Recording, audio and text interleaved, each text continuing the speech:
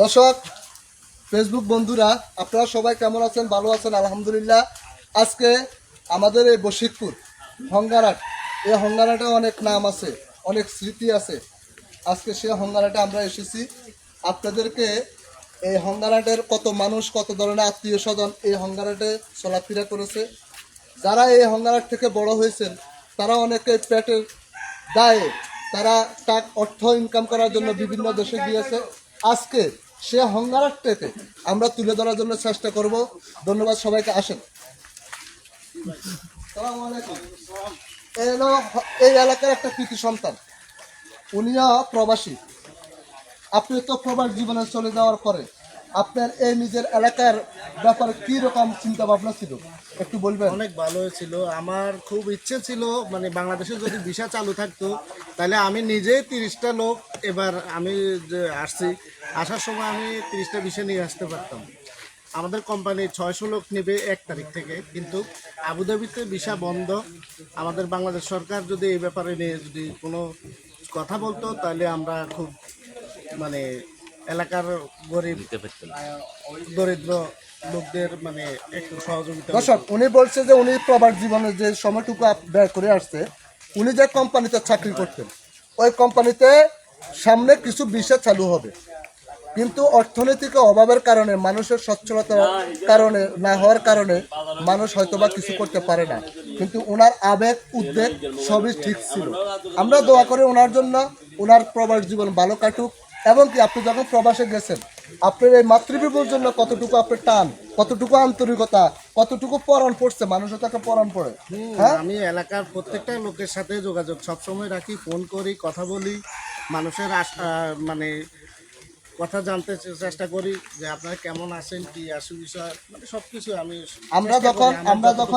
আমি যখন video live করি এলাকা, তখন তো আপনারা প্রবাসে থাকেন।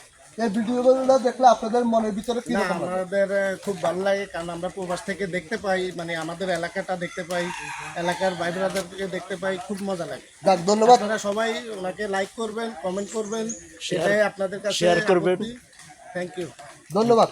এই যে আমাদের সেই স্মৃতি, আমরা এই বশিরপুরে এই হঙ্গারাট নিয়ে আসলে এই কথাগুলো বলার উদ্দেশ্য হচ্ছে যে এই হঙ্গারাটে যখন অনেক মানুষ আত্মীয় স্বজন আছে, কারো নানার বাড়ি, কারো খালার বাড়ি, কারো বোনের বাড়ি, এই আত্মীয়রা যখন এই এলাকাতে আসে তখন এই এলাকাতে তাদের বন্ধু বান্ধব আছে, আত্মীয় স্বজন আছে, একে অপরের সাথে যে একটা আন্তরিকতা ছিল।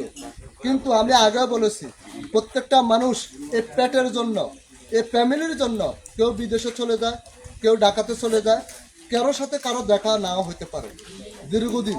তো আমি সেই কারণে আসলে এই ব্লগগুলো করি, এই ভিডিওগুলো করি, একে অপরের সাথে যোগাযোগ হয়। এই কারণে এই যে এটা হচ্ছে আমাদের সেই হঙ্গারাট, এখানে হাজার হাজার মানুষের স্মৃতি পড়ে রয়েছে, অনেক সুন্দর, ঠিক আছে না?